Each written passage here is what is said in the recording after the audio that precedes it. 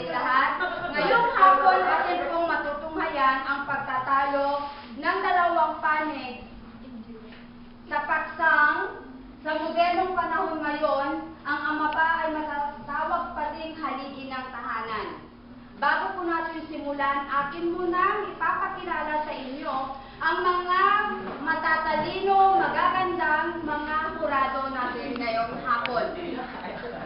Una ko pong babanggitin ay ang ating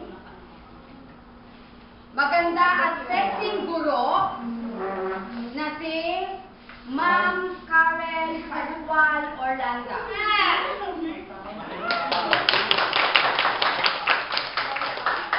Pangalawang hurado ay matalino, sexy rin, Mugi. Si Madam Arcel Ansaya. At ang ating punong hurado, ang pinaka sa lahat, si Madam Muriel Tangol Galma. So, akin na pong tatawagin ang ating arbiter na si Sarina Quaresma upang ating maumpisahan ang pagtatalo. Magandang hapon po sa ating lahat at sa ating mga hurado. Ngayong hapon na ito, matutunghayan natin ang pagtatalo ng dalawang panig. Sa paksang, sa modernong panahon ngayon, ang ama ba ay matatawag pa ding haligi ng tahanan? Sa panig ng proposisyon, Cesar Del Monte, Frankie Mones, Gisa May Del Monte, Shelo Tolentino, Julius Guerrero, Judy Del Monte. At sa panig ng oposisyon, Reggie Ribamonte, Ayan Mayormita, Irene Grace Villanueva, Chelly Mayormita, Giselle K. Fernandez, at Jolie Jose. Ang ating timekeeper, Joren Fersalon. Atin na pong pakikinggan ang unang tagapagsalita ng proposisyon. Magandang hapon po sa ating lahat. Kailangan pa rin nating tawagin na haligi ng tahanan ang ating mga ama, sapagkat sila ang nagtataguyod ng ating pamilya, nakamulatan na rin natin at nasa kultura na natin ito. Ang ama ang nagdidesisyon sa ating pamilya. Alam ba ninyo ang kwento ni Abraham at ang kanyang anak sa dalawang babae? Kahit isa lang ang katawan ni Abraham, sinikap pa rin niyang iparamdam ang pagmamahal at ginampanan pa rin niya ang pagiging haligi ng tahanan o ama ng pamilya. Hindi ibig sabihin na nag-iba na ang panahon, may iba na rin ang tawag sa pagiging haligi ng tahanan. Hindi na matanggal-tanggal ang tawag na haligi ng tahanan sa ating mga ama.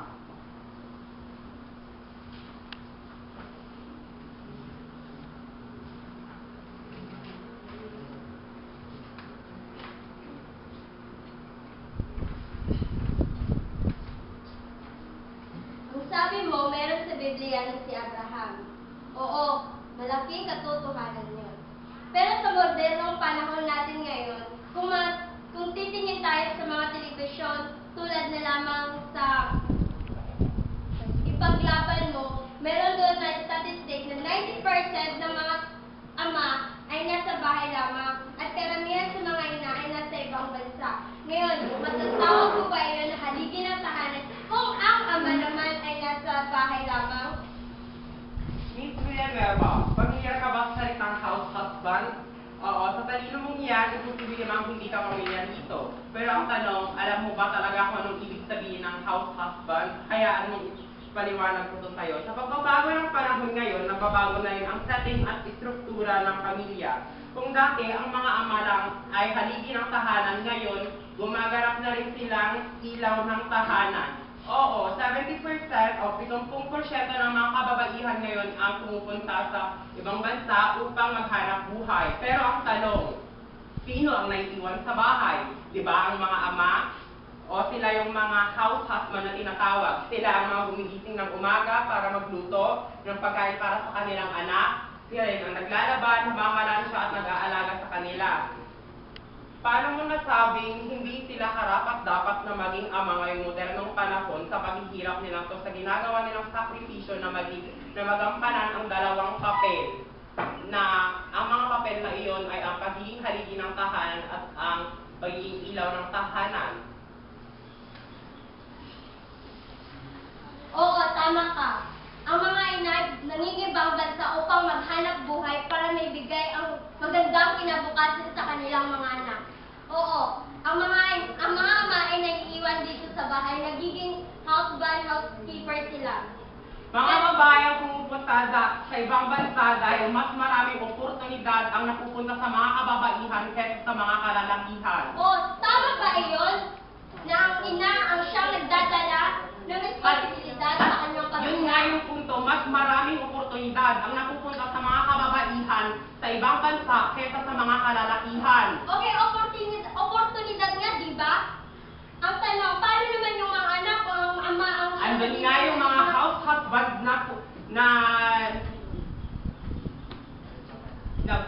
nag-aalaga sa mga bata. Okay.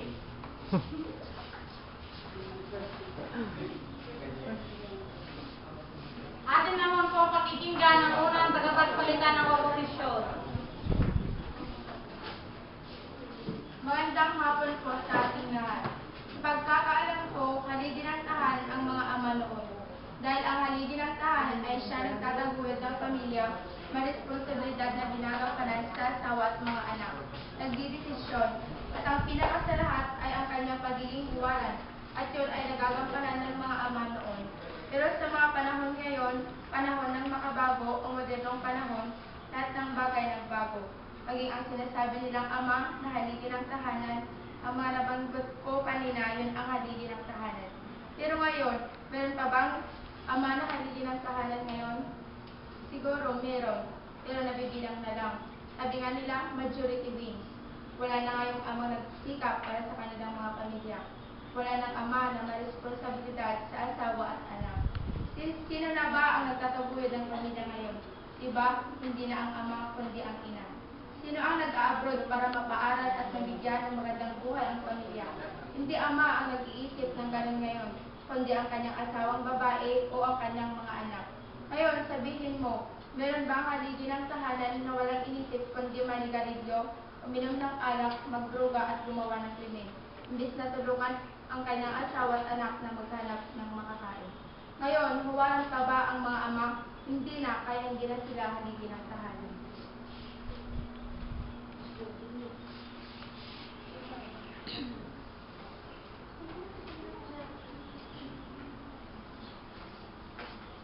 Paano mo nalaman na karamihan ang mga natutungalan lang? May pruweba ka ba upang mapatunayan iyon? Tuwing Sabado, sa telebisyon, may gaganap na ipaglaban mo. Ayon kay Attorney Session, 90% ng mga kalalakihan ay nasa bahay lamang. Paano mo masasabi na ang mga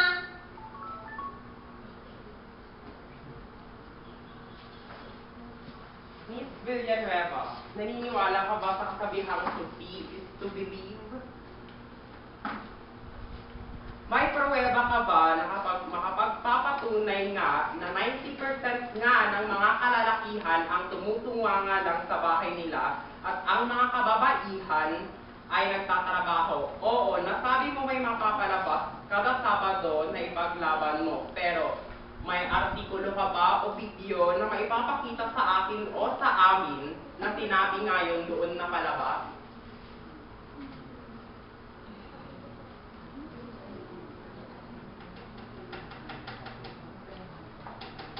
Mukhang wala kang pruweba, Miss Villanueva.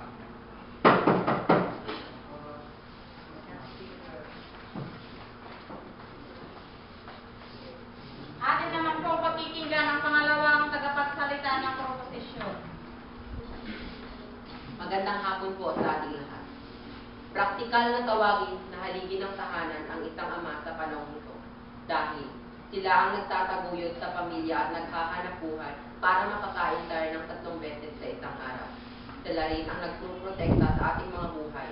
At higit sa lahat, sila ang bumuo at nagpalaki sa atin. At kung wala sila, hindi natin mararanasan ang sarap ng pakiramdam na mahalin ng Ama, magmahal at mabuhay sa mundong ito. At ang Ama rin ang imahe ng pundasyon ng pamilya. Di ba't ang pundasyon ay tinatawag na haligi, kaya marapat lamang na tawagin natin sila haligi ng tahanan.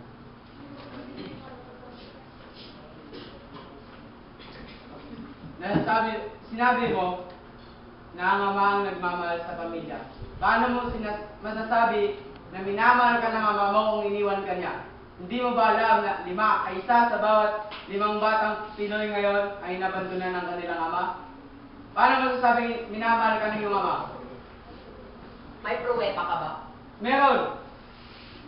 Ilang mga bata ngayon ang walang ama?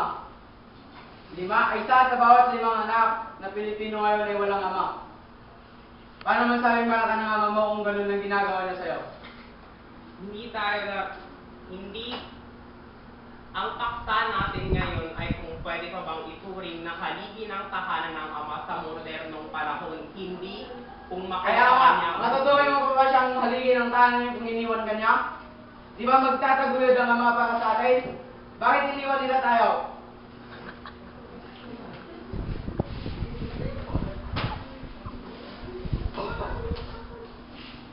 Kaya matatawag natin na ang ama ngayon ay hindi naligin ng tahanan.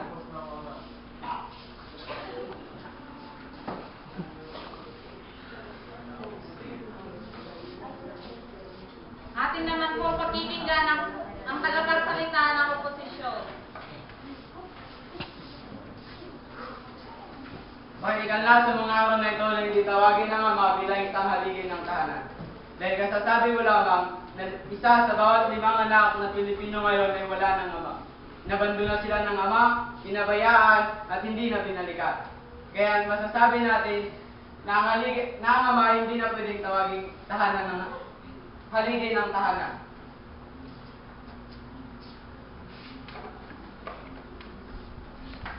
Ang pinagtataka ko lang, ba't ka nga ba sang-ayon na hindi na pwedeng tawagin haligi ng tahanan ng Ama? Katulad ba ng Ama mo pinagsasabi niyong nakatunganga lang? Hindi nagdagan mo pa. Oo. Dahil ako mismo ang nakasaksi kung gaano kalupit ang aking ama. Noong ako'y 7 taong gulang pa lamang, lumaki ako na wala yung mama at papa ko. Nagdurusa, nagtitiis kaming magkakapatid. At ang pinaka-nakapekto sa akin ay nung pinabayaan ako ng aking ama na hindi pag-aralin. Sumang-ayon siya na hindi kami pag-aralin magkakapatid.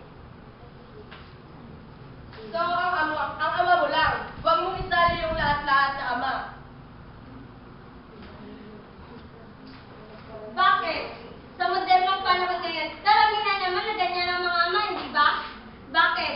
Sila yung mga taong naggumagamit ng bawal na gamot, ginagahasa ang mga Miss anak. Villanueva, hindi lang puro kalalakihan ang gumagamit ngayon ng droga. Hindi mo ba napapanood sa mga balita na pati kababaihan na rin ay ang gumagamit na rin ng mga droga? Mr. Guerrero, nakikinig ako sa balita kagabi. Nakikinig o nanonood? Nanonood. Kasi siya. Nanonood ako ng balita. Sa tala ng telebisyon, 60,000 na mga babae at lalaki. Pero, kapag i-percentage natin, 90% ng mga lalaki doon ang gumagamit. Hindi nyo ba napapanood sa balita na halos karamihan ang namamatay ay mga kalalakihan dahil sila ay gumagamit ng bawal na gamot? At malaki ang epekto nito sa atin. Ayun nga, 90%. Sabi ko nga, may pruweba ka ba o video o artikulo na nakasulat doon? Manood ka kasi sa TV! May TV kami. Alam ko, kaya nga sinabi ko sa'yo.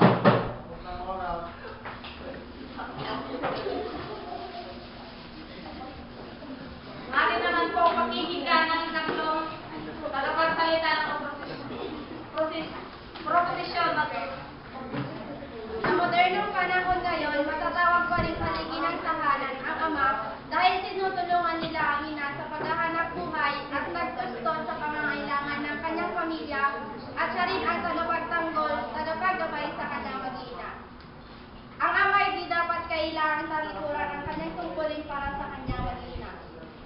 kailangan pa rin tawaging haligi ng tahanan ang ama kasi sila'y tumutulong sa ating mga nanay noong tayo nasa sinapupunan pa lamang. At isa, di ba sila ang namumuno sa pamilya? Sila ang pundasyon ng tahanan, kaya marapat lamang na tawaging haligi ng tahanan. Kasasabi mo lang na ama ang nagtataguyod ng pamilya? Paano mo masasabing tinataguyod ng ama ang pamilya niya kung yung mga batang kalye hindi sila hinahanap ng mga ama nila? Hindi nga sila ginabayaan para umuwi sa kanilang bahay. Hindi nga sila ginabayaan para sa mabuting landasin nila. Yan ba ang tunay na ama? Yan ba ang tunay na haligi ng tahanan? Hindi nila alam kung anong gawin nila sa mga batang nasa kalye lamang? Sagutin niyo ako, bingi ba kayo? Pinipicture mo na ang mga karagawan ng mga hindi kaaya-ayang tao dito sa ating lipunan. Kaya nga sinasabi dito na hindi At naman hindi tatawag yun ang tungkol ama. sa mga ama dahil yun na nga ang ginagawa nila. Hindi yun kaaya-aya at hindi yun katanggap. Kasasabi mo lang na ang ama ang magtataguyod sa pamilya. Itinataguyod ba nila yon?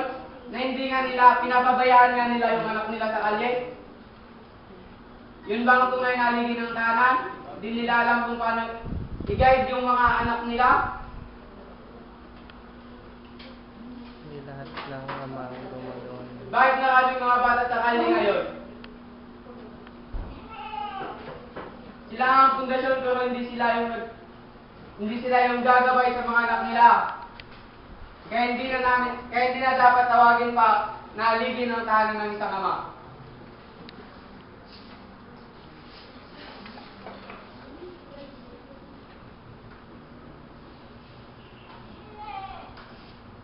Atin naman po ang pagkikinggan ng ikatlong tagapagsalita ng oposisyon.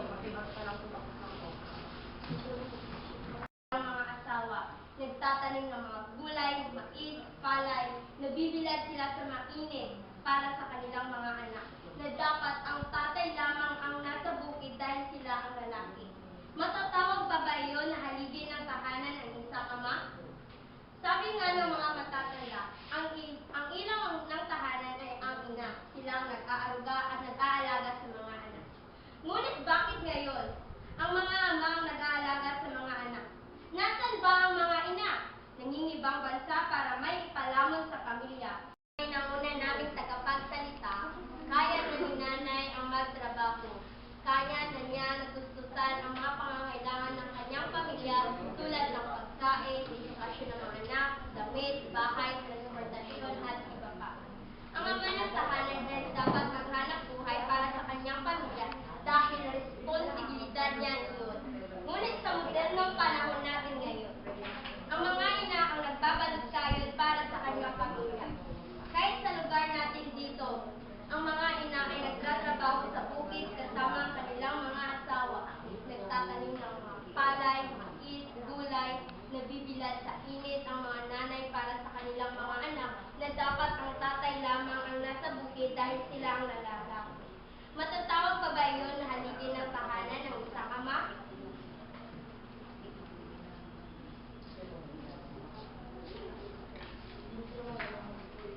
At di ba sa kahirapan ngayon, walang maayos na trabaho.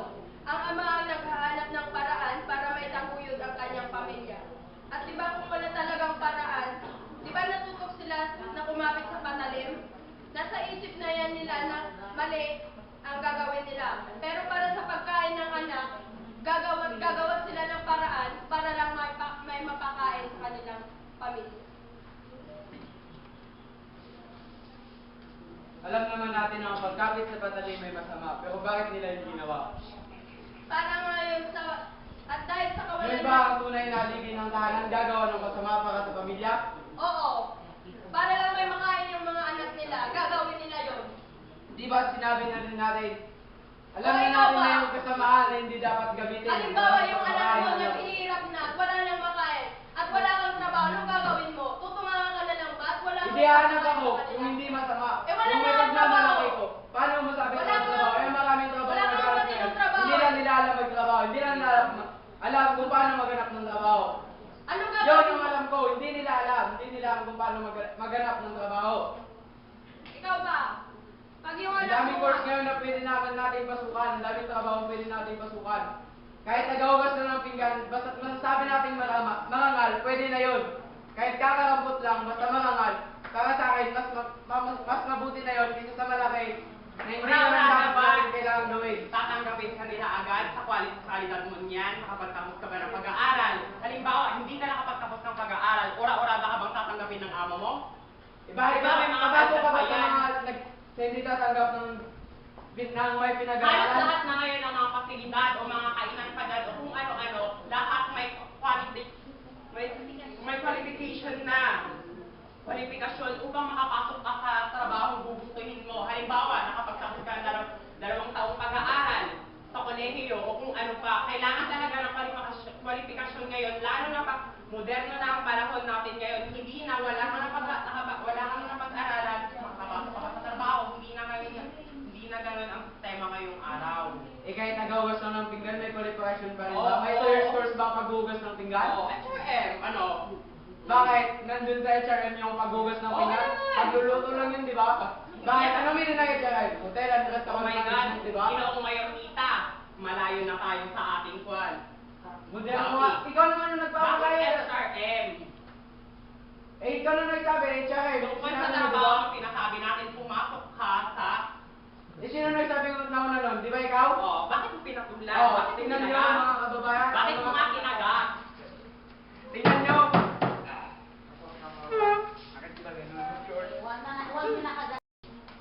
sila yata umiinit na ang ating pagtatalo. Atin na po ito putulin. At napakinggan na natin ang dalawang pagtatalo ng grupo. At ngayon, mararapat na natin itong husgahan. Maraming salamat sa ating dalawang grupo. Sadyang uminit ang ating pag-uusap sa paksang ito. Pinuputol po natin ito ngayon sa pamamagitan ng pagbibigay ng daan sa ating punong hurado upang i-anunsyo kung sino po ang nanalo. Ma'am Galma.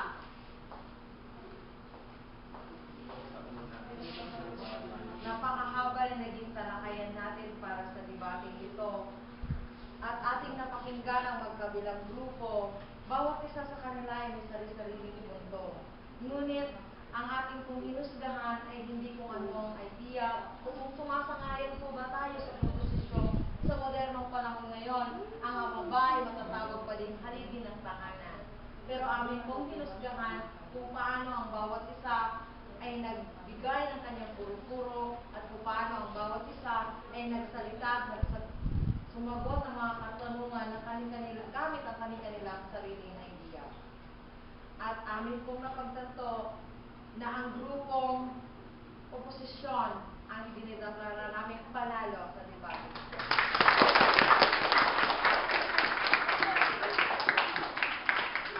Maraming pong salamat, Ginang Galma, sa iyong talumpati at pagbibigay ng pagpaka-anunsyo ng ating mga nanalong grupo. Congratulations sa ating grupong oposisyon. Kaya palakpakan sa natin.